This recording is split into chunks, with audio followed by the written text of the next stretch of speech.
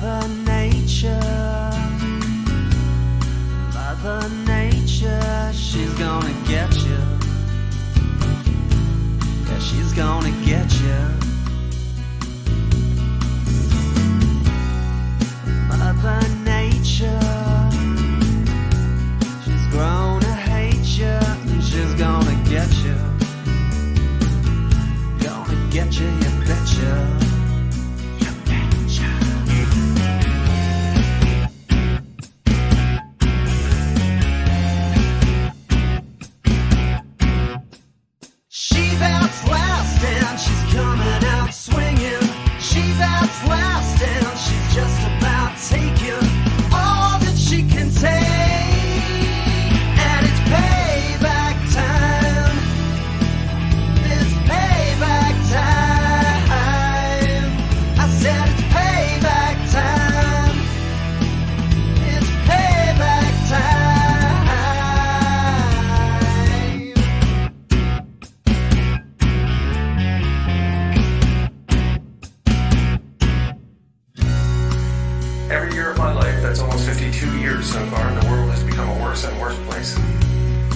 Every year we have polluted more water than the year before.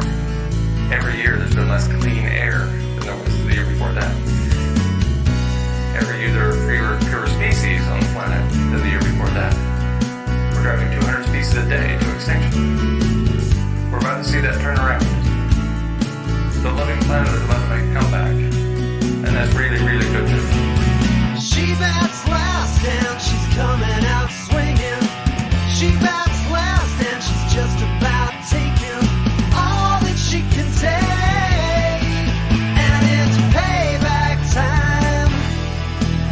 It's payback time. I said it's payback time. It's payback time. Welcome to Nature Bats Last on the Progressive Radio Network. It's NBL on PRN.FM. This October 6, 2020 edition, episode 143 of Nature Bats Last, comes to you pre-recorded from Rakino Island in Aotearoa, New Zealand, and also Florida, Central Florida in the United States. This is Kevin Hester, and I'm joined by my co-host, Professor Guy McPherson. In addition, we have a guest for today's pre-recorded show. Guy, will you do the honors, please? We are delighted to have the inimitable Sam Karana on today's show. We submitted written questions to Karana. Our frequent co-host, Pauline Schneider, will be supplying the voice of Dr. Karana.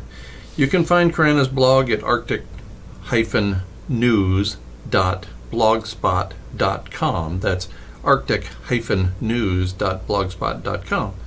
Dr. Karana posts anonymously about abrupt, irreversible climate change. To preserve his anonymity, we will refer to her as female, Sam, and Dr. Karana. A caveat is in order. In doing so, we are acknowledging our respect for Karana's work, and we are not indicating Karana's credentials or gender. Dr. Karana, welcome to Nature Bats Last on the Progressive Radio Network. Karana in the form of Pauline today. Thank you. It's a pleasure to join you today. I have a series of pretty quick questions that I think should generate fairly short answers, and so we'll start with some rudimentary information. How long have you been disseminating information about abrupt climate change to the public under the Sam Karana moniker? I've been worried about abrupt global warming for a long time, and as time went by, I only became more worried about it. I was stunned to see that when Hurricane Katrina hit the U.S. in 2005, little action followed on climate change. If I had to pick a year when I became particularly active on abrupt climate change, it would be 2007.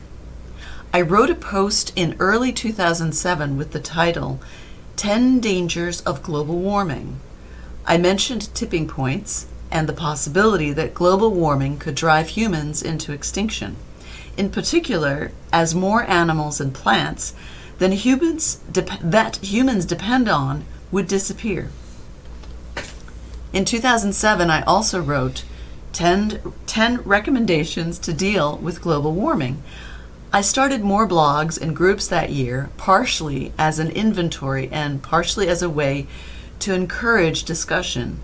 In 2007, I also started to recommend local feebates as the best way to make a difference. In September 2007, I was shocked to see Arctic sea ice fall to a new record low. At that time, I was also looking at how much methane there is in the Arctic Ocean. In those days, few people were worried about loss of Arctic sea ice, let alone that they were worried about eruptions of methane from the seafloor of the Arctic Ocean, or that they were making links between the two. And I should point out that 2007 data point, at the time the lowest ice cover recorded, was the last data point Maslovsky and colleagues used in their 2012 paper in the Annual Review of Earth and Planetary Sciences. And they used a linear projection based on that information with relatively few data points, and so that 2007 point dragged the rest down and led to an incorrect, too soon projection of 2016 plus or minus 3 years for an ice-free Arctic. But I don't think they missed by too much, by the way. Okay, next question. Why do you provide this information anyway? How could I not want to share this? It's the most important issue we're all facing, and it's getting very little attention, which makes it self-obvious for me to present the information in the way that I do, quickly, concisely, and with links that point at sources, and without diversions and without distractions. That's also why I share information on a free blog without asking fees and without advertising. If you care about the message, then you want people to hear about it. So you don't need to get paid to share the message, and you want to reach people without hurdles or diversions. This is something that affects everyone, so the reasons to share it are contained in the message. I feel compelled to share what worries me. After all, it's the most important message ever posted, and there is so much urgency to act on the unfolding catastrophe, which could soon leave us no time or room to act at all. Okay, fair enough. But why do you provide this information anonymously?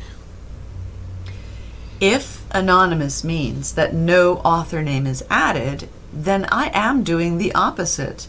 I actually do like to add the name Sam Karana when I create content, and I also like to add links to sources. That makes it easy to find things back, so to see in what context they were used in, etc. But I understand what you mean. I don't like to add further details because I want people to focus on the message rather than on the person who happens to be carrying the message. Adding personal details can result in diversions that can in turn delay the necessary action. Also, I do welcome discussion. When I post on Facebook, people can easily comment and make suggestions, and this can lead to changes that can be made quickly, often instantly. Communication can be quick and direct. I mean, it's easy to take part in discussions on Facebook. There's no need to go through bureaucratic processes or to be wealthy or to be part of an elite or a privileged group, so that makes it more democratic. Before we recorded this interview a couple or 3 weeks ago, we put out a request to the Nature Bats Last group on Facebook for questions. And Joey Casey submitted this question from that group. Will oceans evaporate? What sort of state do you see Earth becoming in the long term? That's the threat if things keep going as they are now. Earth will become similar to Venus. Well, that's kind of a bummer. You rarely submit to interviews. Why did you agree to join us in this on-air conversation?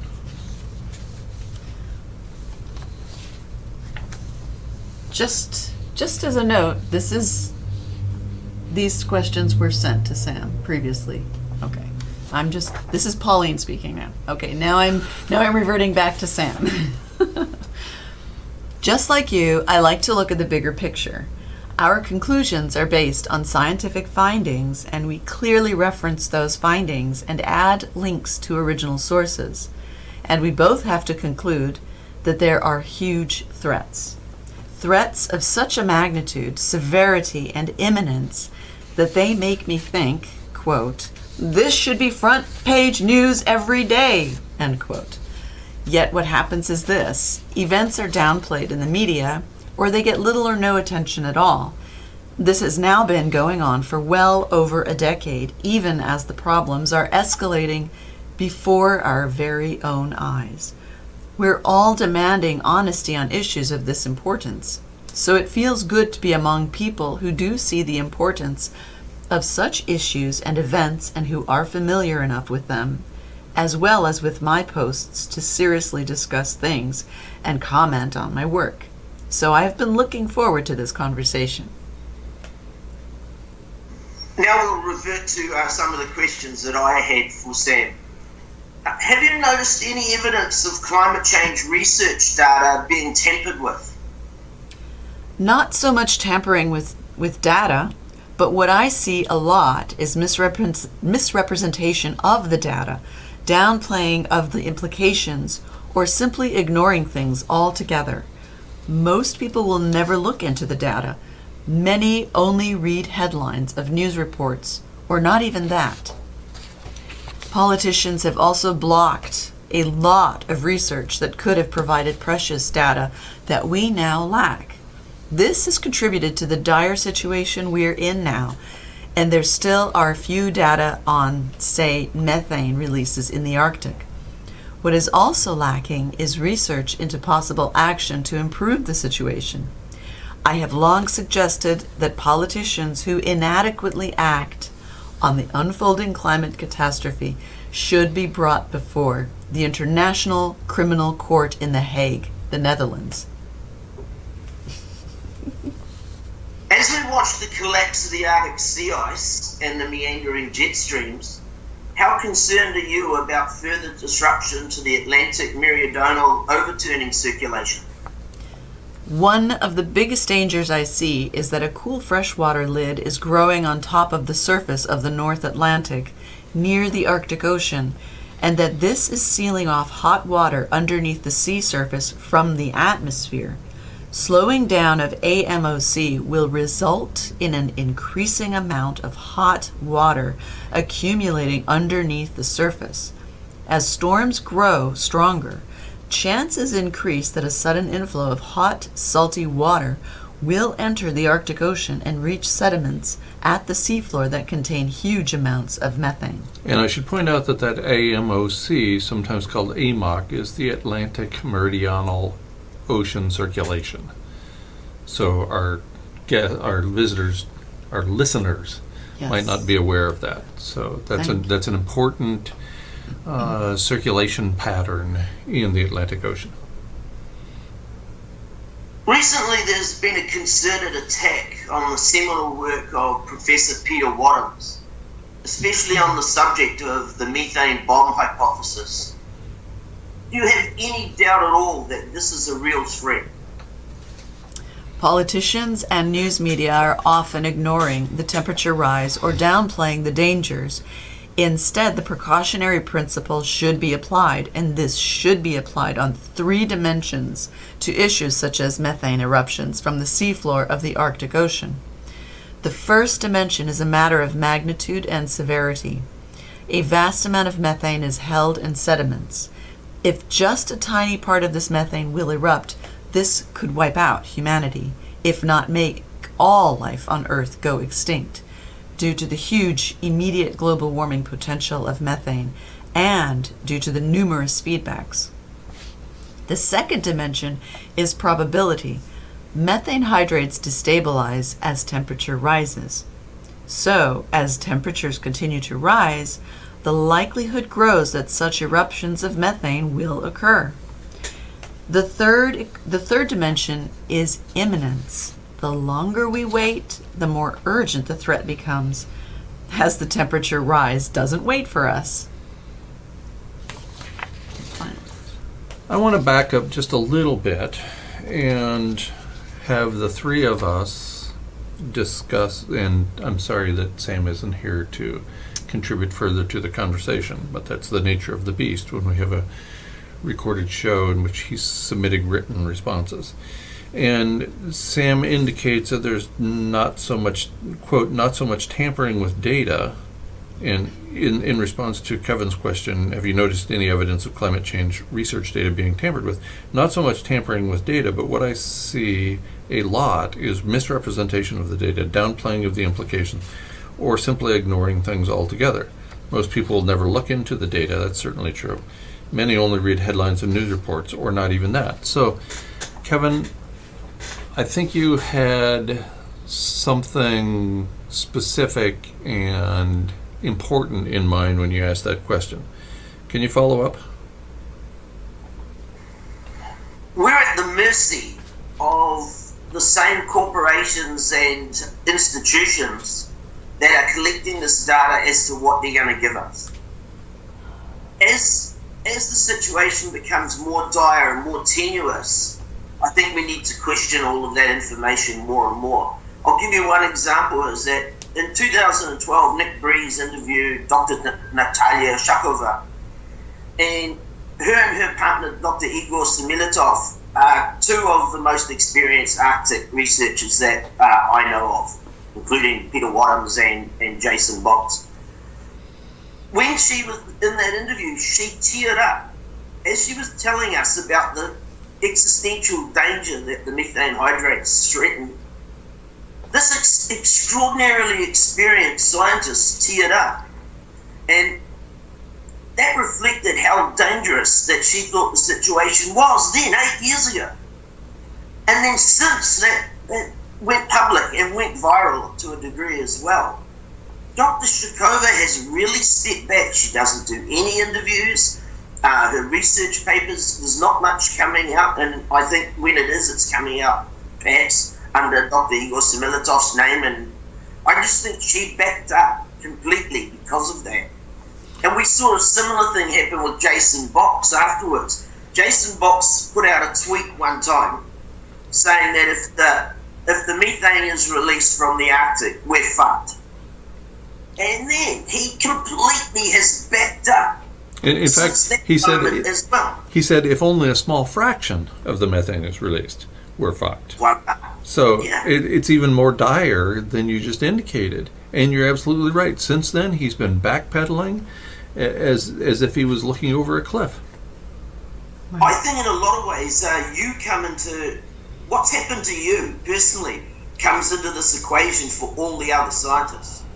You put your head above the parapet and said, we're in major trouble.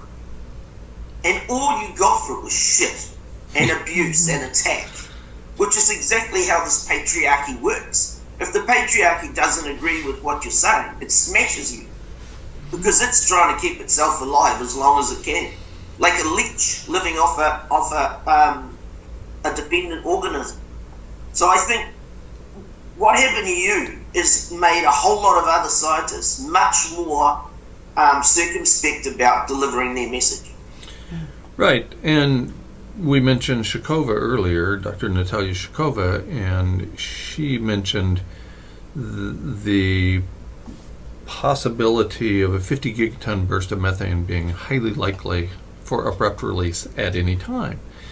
And a year or two later, when asked about that, she said she never said it. Well, you can find the abstract still for the European Geophysical European Geophysical Union meeting in Europe from 2008 when she said that. The abstract is still right there.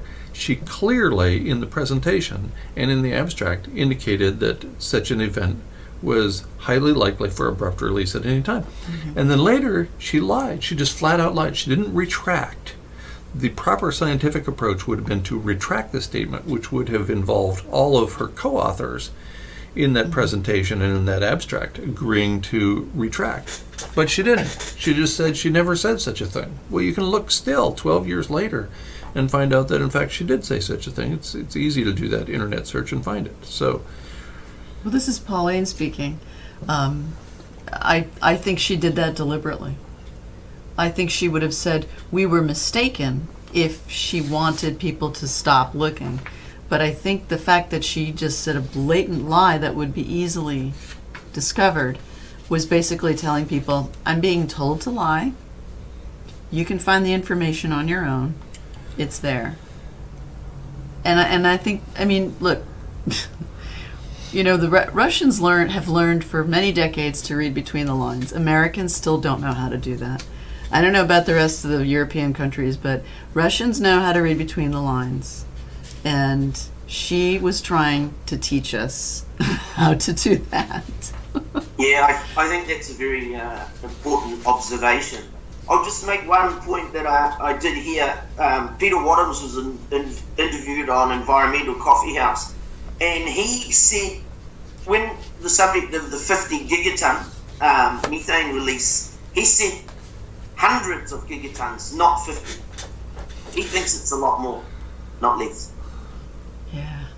And he points that out on a YouTube channel that gets relatively little attention. And I suspect as a consequence, he doesn't get a lot of negative attention for making statements such as that. Not that in my mind he should be particularly concerned.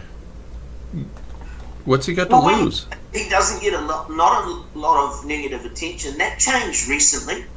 Right. By a cowboy outfit called Scientists Warning, who had some adolescents who weren't scientists, who were just researchers like me, but adolescent ones, and they completely attacked the methane hypothesis. There's huge amounts of peer-reviewed data to tell us that it exists. So I think there is a concerted campaign, and it will get worse. Every single analog is getting worse, so the attacks will get worse as well. Right. And I feel like we're taking time away from the original topic, but I can't let this go. If Scientist Warning is not a deep state operation, then I can't imagine what it is. Because every time I receive an email message from Mark Austin, who claims to be, and almost certainly is, an NSA contracted spy, every time I receive an email message from him, the first person who receives the email message is Stuart Scott. Always. Every single time. It doesn't even matter what the subject is. And Stuart Scott is part of the group doing hit pieces on me. He asked me to submit to an interview with him, so I did, an audio interview that lasted several hours. And he cut it down to 2 short pieces, extracting only the parts that made me look like I was in agreement with him or that I didn't look particularly intelligent. And I asked him about it later, and he ran screaming from the room, which is no particular surprise. Anyway, so I think that's very disappointing on the part of Scientist Warning and the what I believe is an obvious connection with Mark Austin, the NSA contracted spy, under obviously an alias, Mark Austin.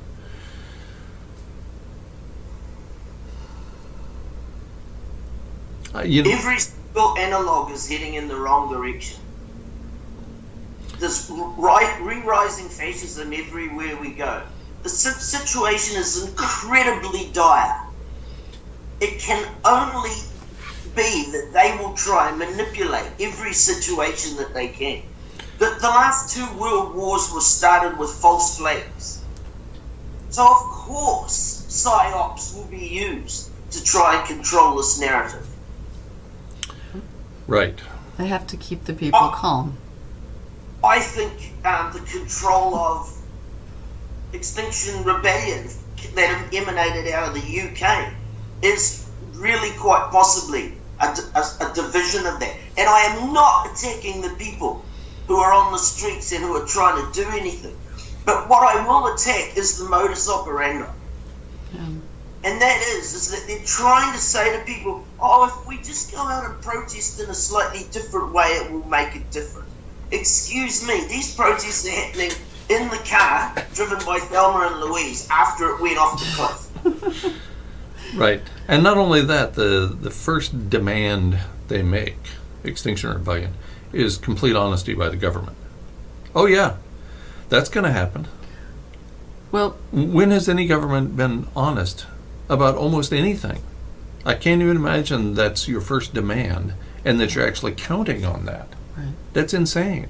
Well, Pauline here again. I think that what the deep state does, or the governments of the world do, is they find these small grassroots groups that do seem to have some promise and are going in the direction that they want them to go into, and then they support them or steer them further into the direction they want them to go into. And if they start veering off, then they cut them off. For example, if you just look at all the little movements throughout the last 2 decades, 3 decades, the ones that ended up being successful were ridiculous. The ones that failed were actually on the right track, and I'm talking about Occupy Wall Street. Occupy Wall Street was making a difference. It was actually teaching people how to work laterally rather than this, this normal hierarchical pyramid that we're used to. We gotta have a daddy on the top telling us what to do. We need daddy to protect us, to take care of us. That's garbage. Every anarchist, every agricultural anarchist for millennia knows that's garbage. We know that's garbage. We don't need a daddy. You don't need a daddy to tell us the right from wrong. As a group of people that care about each other, we know how to take care of each other. But corporations don't want us to do that because they want to monetize all of that. Okay, I'm going to ask the final question for our guest, Sam Karana. And Pauline, you can give the lengthy response. Mm-hmm. And I think that will open up some more doors for the three of us to discuss. Okay, let me turn back into Sam Karana coming back again. How would you like to see humanity respond to the predicament of abrupt, irreversible climate change? I like everyone to take a good look at how dire the situation is and to act with integrity and compassion. The climate plan that I recommend focuses on government action and prefers implementation through local feebates. Here are the 10 principles behind the climate plan. 1. The precautionary principle, which should be applied broadly and on 3 dimensions, as I pointed out before. So, regarding severity, probability, and imminence, this should lead to action, not inaction, and such action should aim to reduce the dangers. Number 2, relevance. The media often ignore climate change and seek to divert attention to trivial matters. In my posts, I deliberately point at issues that are often overlooked or downplayed, yet that can be extremely relevant in regard to climate change, especially from the perspective of the precautionary principle. In posts, I typically conclude that the situation is dire and calls for immediate, comprehensive, and effective action. Number 3, science. Where there is doubt, science-based analysis should be undertaken, and this should include more scientific research where needed. Research should be relevant and to the point. It should continue on an ongoing basis, and it should incorporate the importance of the precautionary principle. Where more scientific research is needed, this should not be interpreted as a reason to delay action, as that would violate the precautionary principle. Number 4, healthcare workers typically pledge to, quote, do no harm, unquote. Politicians at the Paris Agreement also pledged to avoid harm. Again, this principle should not be interpreted as a reason to remain passive and to delay action. The precautionary principle makes it imperative for action to be taken. So I like to go one step further and interpret this principle as health is good. Number 5, global agreement, local implementation. It's great to have global agreement, but implementation can best take place locally. Each community should reach of their targets independently and genuinely, i.e., without buying or fabricating offsets or credits domestically or abroad. If not, action from government action from government in the respective area and beyond should follow. Number 6, democracy. Each individual should take responsibility and be given that responsibility. This means people need to be well informed and made conscious of their responsibility. Where people still don't bother to act responsibly, local fee-baits can help everyone becoming effective in combating climate change. Number 7, open information. Share information to enable people to make decisions. I like to make people think. I welcome discussion. Unlike politicians who take decisions out of the hands of people, I like people to decide for themselves, and I like that to be a well-informed and thought-through decision. Number 8, money should not overrule our lives. We should not trade away our principles. Fee-baits do not necessarily have to be financial.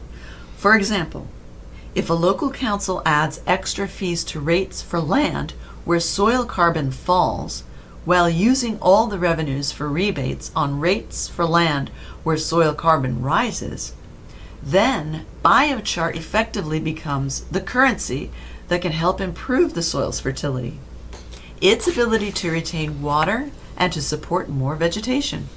That way, real assets are built.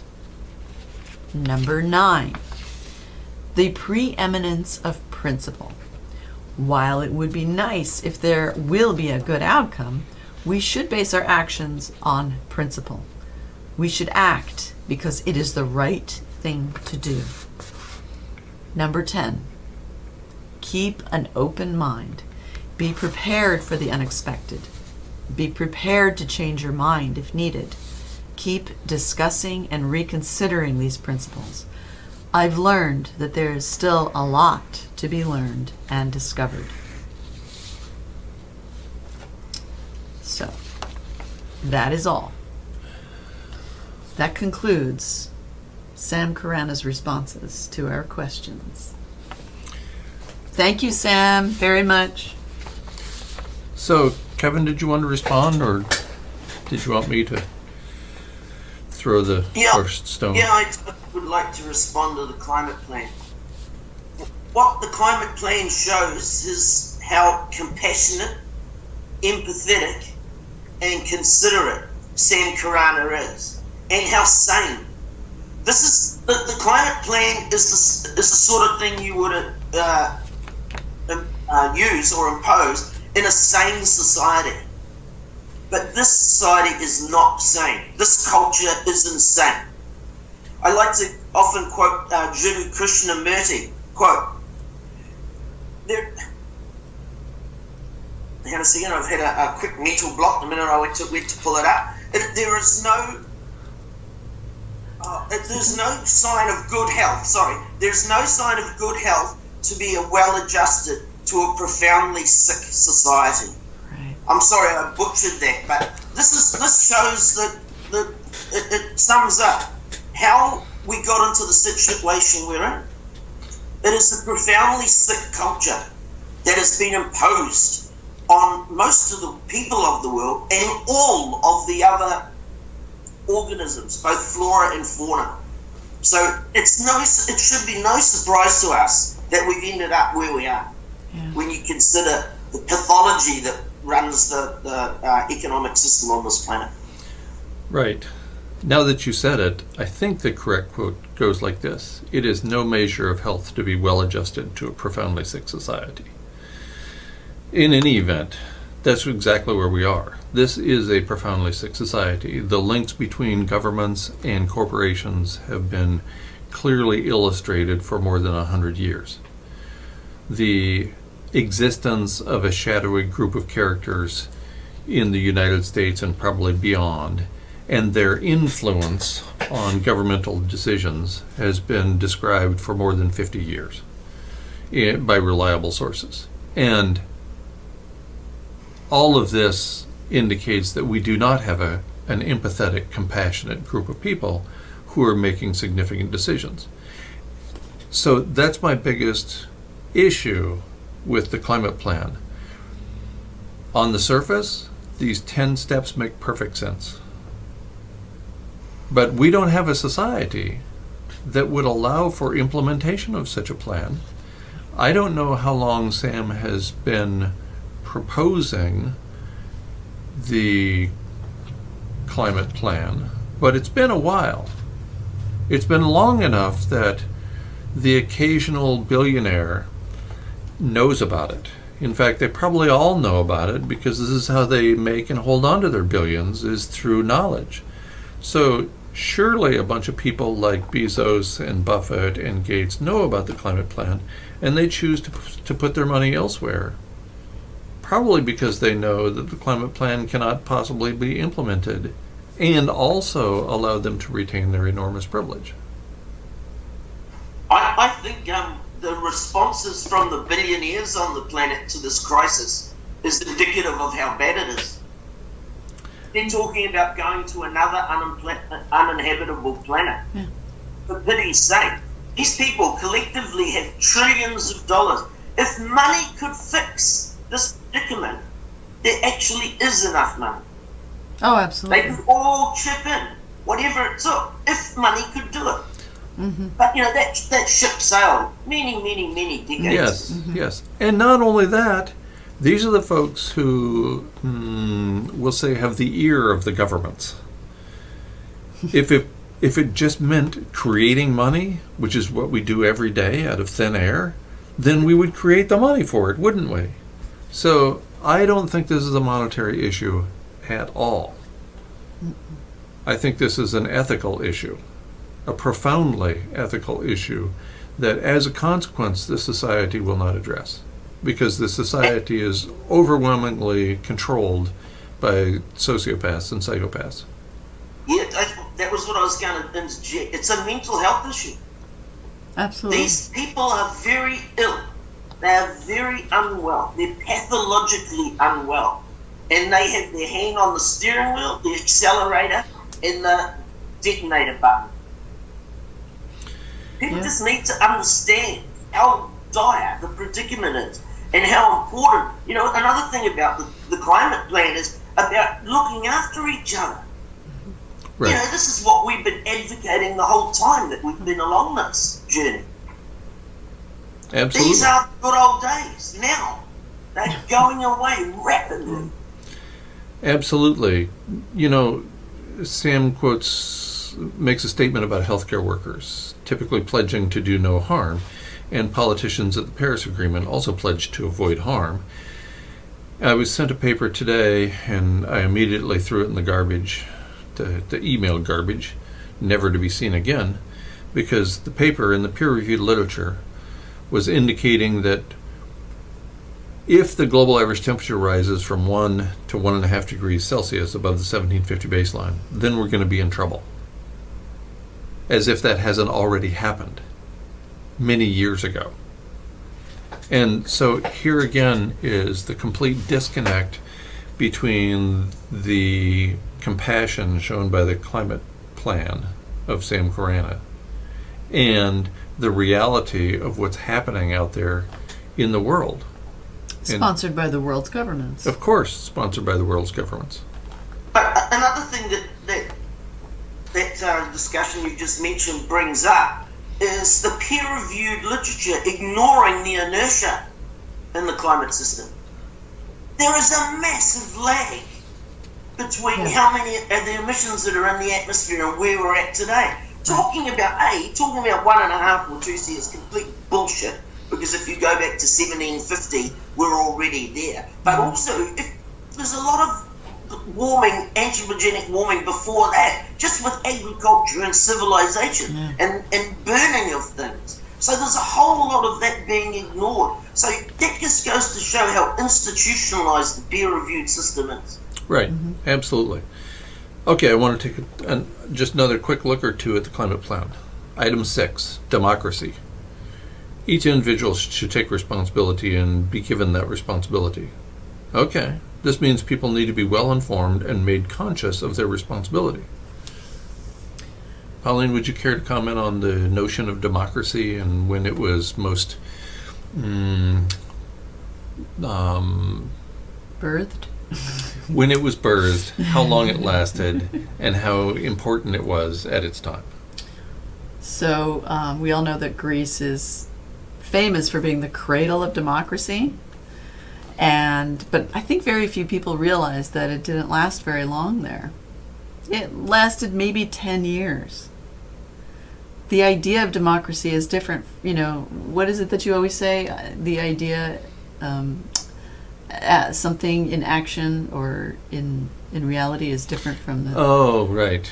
In theory, there's no difference between theory and practice, but in practice there is. So in practice, in theory, it was a wonderful idea, and it was really, I think it worked for a little bit, but humans are like cats, and it's like herding cats, and I do appreciate this, because actually what she meant to write is anarchy. So in anarchy, each individual does accept responsibility, not only for themselves, but for the people around them. That's what anarchy is. Democracy is everybody gets a vote, everybody gets a voice, and we just throw all that into the kitty. And you're going to have a mess. And we see that in this country every day. We have a mess of voices. Nobody cares about other people. It's all about me, me, me. But she's actually talking about true anarchy, which is people being together, responsibly educated in the facts. Well, Edward Abbey wrote frequently about the correspondence between anarchism and democracy. And he basically said they're the same thing. Do we need more democracy? You bet your sweet Betsy, he says, through anarchism. Yeah. Yeah, but everyone has to understand how the word democracy is very, very old. But the version that we have now, this contemporary version, has been bastardized by the monetary system and the corporations. When I hear the word democracy now, it makes me puke. Yeah. Because look at the democracy that you have in the United States. It is the very best democracy that money can buy. Right. And if you've got the money, you own it. Right, exactly. Or as Paul and Anne Ehrlich wrote in their book, One with Nineveh, many years ago, what we have in this country is socialism for the rich, capitalism for the poor. Voila. Because under capitalism, the poor don't make out very well. Never have. Right. So we socialize any corporation that might come close to failing if it's owned by a one percenter. And that's been a point of the videos we've been putting out most mornings lately, is that the links between governments and wealthy people and the corporations they own are solid. The links between the governments and small businesses owned by mom and pop on the corner, they aren't nearly so strong. Yep. It's a tragedy. Yep. I'll give you an indication of how corrupt it's become in New Zealand. James Shaw is the co-leader of the Green Party in New Zealand. Their policy on their website is that they're opposed to private schooling. Just recently he signed off on a gift of $12 million to one private school in New Zealand. Wow, The that's head of the interesting. Green Party of New Zealand is an economist. That most people will know about a guy called William Nordhaus, who was an economist, Yeah. who set the 2C Rubicon for where we shouldn't cross. It had no basis in science. Zero. It was all basis on what he thought capitalism could get away with. He got a Nobel Peace Prize for that. These are the pathological psychopaths Yeah. who are making these decisions. Go on, Guy, I'm sorry. Yeah. And he made that statement in 1977. We've learned a little bit about climate change since 1977, And he was given the Peace Prize last year, right? 2019? Yes. Yeah. Yeah. And in those ensuing 60-some years, we actually learned quite a lot about climate change. Sorry, 40-some years. Yeah, but this is how Orwellian it has become. Yeah. You know, he got a Peace Prize for guaranteeing the extinction of most of all, if not all, complex life on this planet. And you had a president in your country that got a Peace Prize for dropping more bombs than anyone else before him. To be fair, he received the Peace Prize before he dropped all those bombs. Yeah, that was the deal. Exactly. Okay, I want to make a comment on item 7 of the climate plan. Open information. Share information to enable people to make decisions. I like to make people think. I welcome discussion. Unlike politicians who take decisions out of the hands of people, I like people to decide for themselves, and I like that to be a well-informed and well-thought-through decision. Well, he says it right there in item 7. I like to make people think. Unlike politicians who take decisions out of the hands of people. Governments don't like people to think. It's really bad for the government when people think. Look at the American Cultural Revolution in the 1960s and 1970s. It posed a serious threat to the government, to the continuation of life as normal, to the sociopaths, the millionaires at the time, that was a lot of money, who were pulling the strings of empire in the United States. We can't have people thinking. That's the worst thing ever to happen to any oligarchy of a country. And so that's just not going to happen, Sam. I'm sorry. I appreciate these great ideas, but the implementation, I just don't see it ever happening in this country or any country in the world, because governments throughout the world have pretty much revealed themselves to be all headed in the same direction, which is the direction that the really wealthy people want the country to go. Which is for them to get more I rich. that expression that you used when we first met, that we're born into captivity. Just like most of the living organisms or animals on this planet are born into captivity. That's right. I read a report the other day that said that we've lost 28%. Sorry, we've lost 68% of the wildlife on the planet. 68% of the wildlife on the planet in the last 50 years.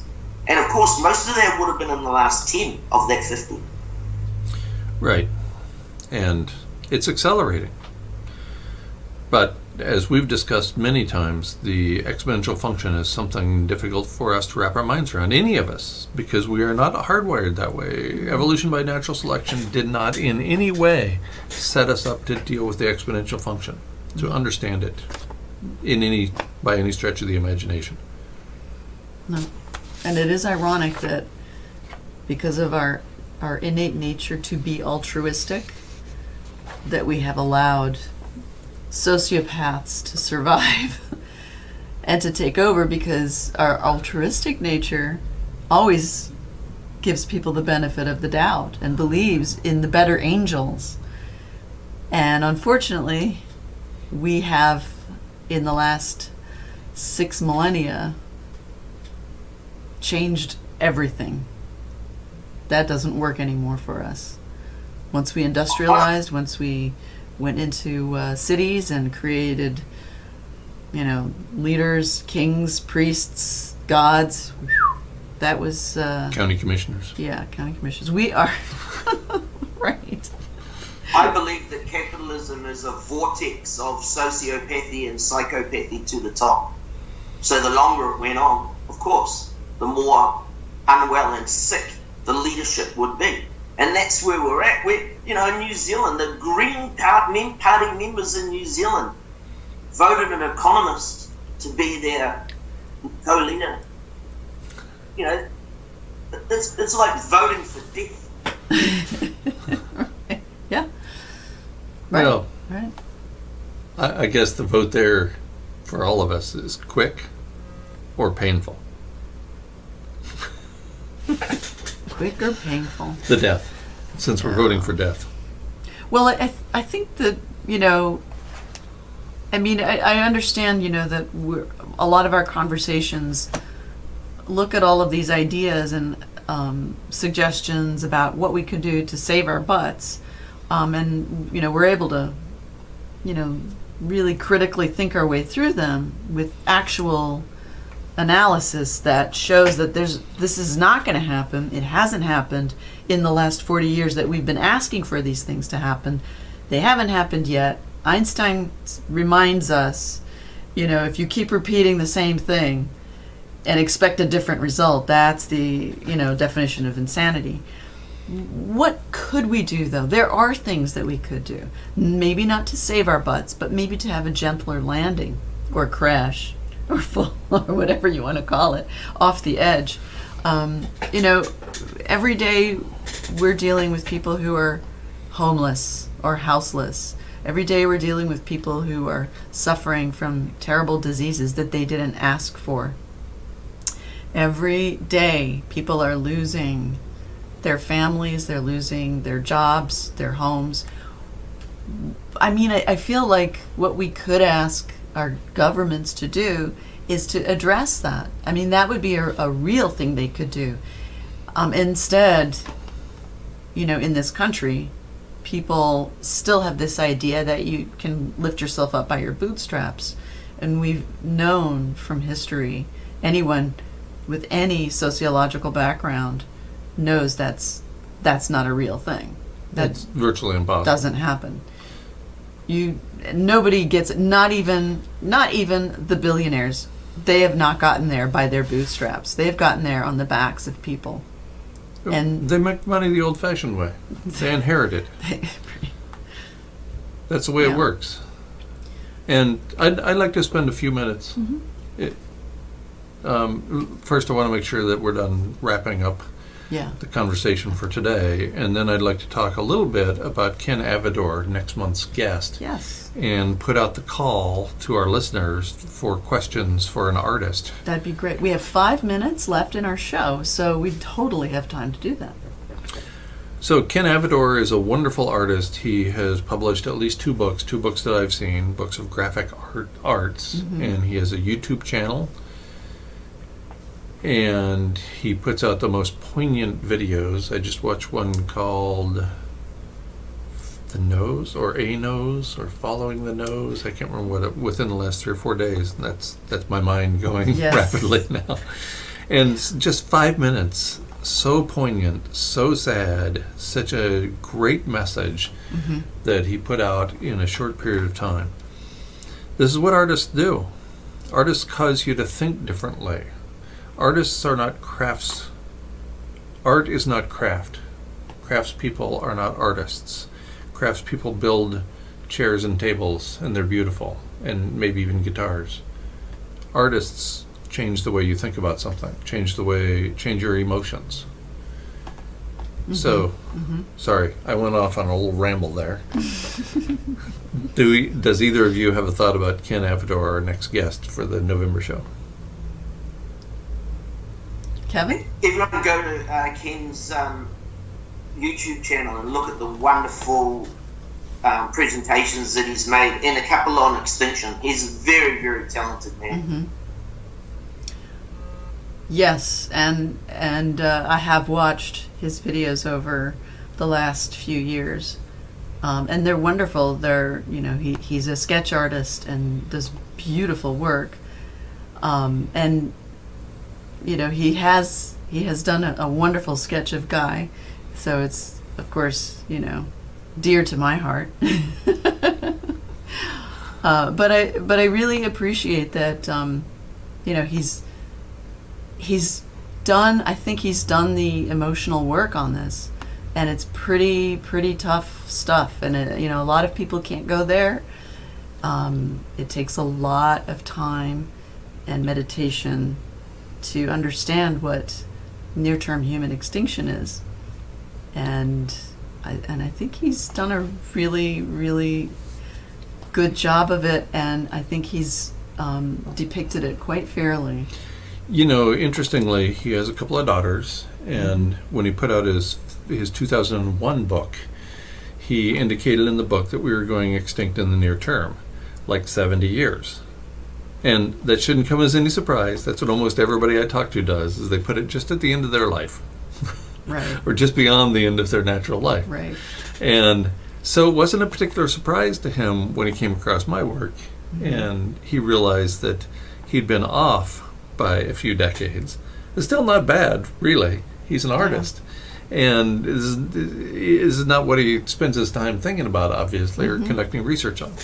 His YouTube channel is called Bicycleopolis. It's spelled like bicycle, except instead of ending with an E, bicycle with an E, it ends with opolis, as in metropolitan area, opolis. So Bicycleopolis. Yeah, Opolis.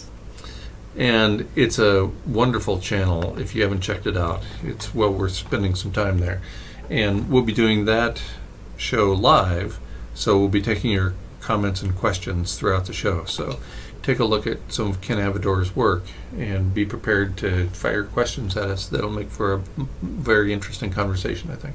Yeah, people can ask about this. We have more artists who are on this journey to chip in. So any of the artists who follow our show, I'd love for them to call in and be a part of it. Exactly. And his technique is so interesting and unique and quite beautiful. And he does, before the pandemic, they would go out in groups of artists to sketch the city and cafes and, various sites where he lives, and they're wonderful. If you followed him on Instagram, they're quite beautiful.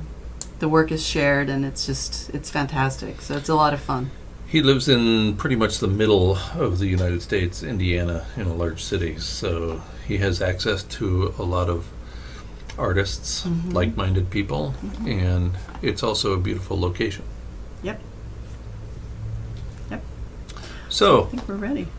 Why don't you take us home, Kevin? Thanks for listening to today's pre-recorded show. You can catch NBL on PRN on the first Tuesday afternoon of each month at 3 p.m. Eastern Standard Time. The next episode is scheduled to broadcast live on November 3rd in the United States with Ken Avador as our guest. If you missed the broadcast, you can find the shows at the archives at prn.fm, the Podbean, or at Stitcher, and feel free to rate us on iTunes. Also, continue to follow the Nature Vets Last blog, guymcpherson.com, for further updates, interviews, and speaking tours. And you can keep current with my work at kevinhester.live. Thanks again to our guest Sam Karana, our listeners, and also to Afrazine for his music. Until next time, remember the dominant culture has been clever, been very clever, but in the end, Nature bats last. She bats last and she's coming out swinging. She bats last and she's just about taking all that she can take.